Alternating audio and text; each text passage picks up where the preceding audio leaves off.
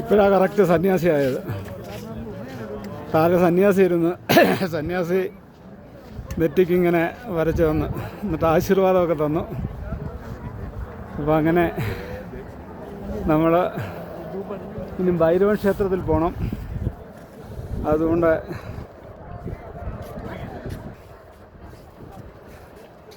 ഇവിടെയാണ് 2 കിലോമീറ്റർ നടക്കണം.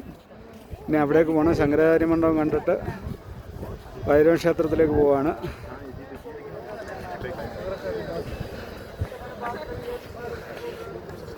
ഓക്കെ, ഇവിടെ വന്നു കഴിഞ്ഞാൽ എവിടെ നിന്നാലും മനസ്സിന് അത്രയ്ക്ക് സന്തോഷമാണ്.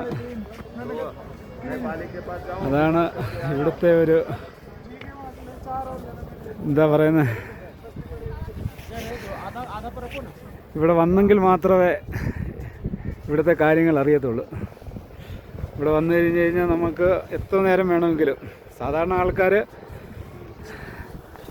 രാവിലെ വന്ന് വൈകിട്ട് വന്ന് അതിരാവിലെ ദർശനം നടത്തിയിട്ട് തിരിച്ചു പോവാണ്. നമ്മൾ ഒരു ദിവസം കൂടി ഇവിടെ അങ്ങ് നിൽക്കുകയാണ്. രാവിലെ നല്ല തണുപ്പായിരുന്നു. പിന്നെ ഇപ്പം ഇത്തിരി ചൂടുണ്ട്, വെയിലുണ്ട്, നല്ല തണുപ്പുണ്ട്. അങ്ങനെ നമ്മളിനിപ്പോൾ ഓരോ സ്ഥലങ്ങൾ കാണാൻ പോവുകയാണ്. ഇവിടെ ഇങ്ങനെ കല്ലുകൾ അടുക്കി വെക്കുന്നുണ്ട്.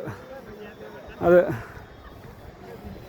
ഈ ബായിയോടൊന്ന് ചോദിക്കാം. ബായ്, ये पत्थर काय के लिए रखता है? मन्नत मांगते हैं भगवान से, मन्नत पूरा होता है। क्या मन्नत जो भी मांगेंगे ना सब पूरा होता है, विश पूरा होता है। ഓ इसलिए ഓക്കെ ഓക്കെ, നമുക്ക് കല്ല് വെക്കാം. നമ്മളിവിടെ വരെ വന്നപ്പോൾ ഇവിടെ ഇരിക്കുന്ന കല്ല് എടുത്ത് നമുക്കും വെക്കാം.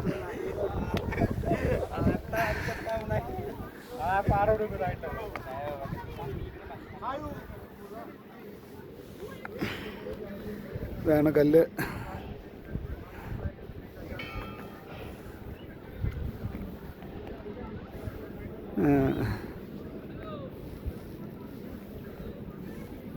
എന്നിട്ട് 3 കല്ല്, 2, 4, 6 അങ്ങനെ പല ചെറിയ ചെറിയ കല്ലുകൾ ഇനി വെക്കുന്നുണ്ട്.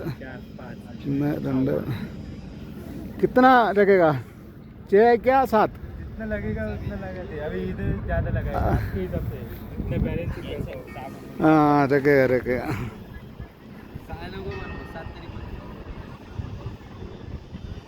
आप जितना बैलेंस ही कर पाओगे उतना साफ होगा। 5, 2,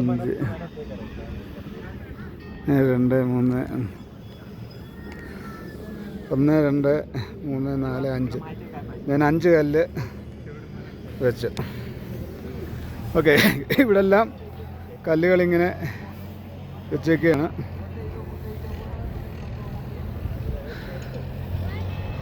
അത് നമ്മുടെ മനസ്സ് പറഞ്ഞ് ഭഗവാനോട് പറഞ്ഞിട്ട് നമ്മൾ കല്ല് വെച്ചതാണ്.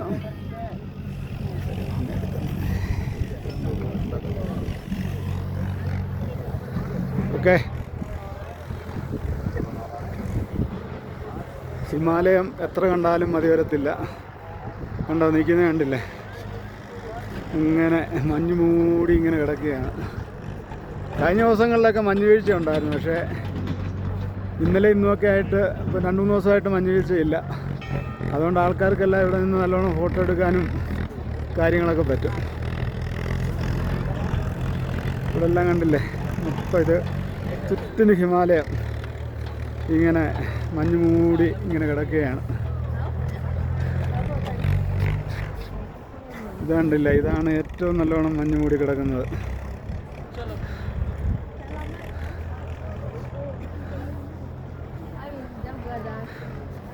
ഓക്കെ, ഇപ്പോൾ കറക്റ്റായിട്ട് ഞാൻ സ്വാമിയായില്ലേ? ഹര ഹര മഹാദേവ്.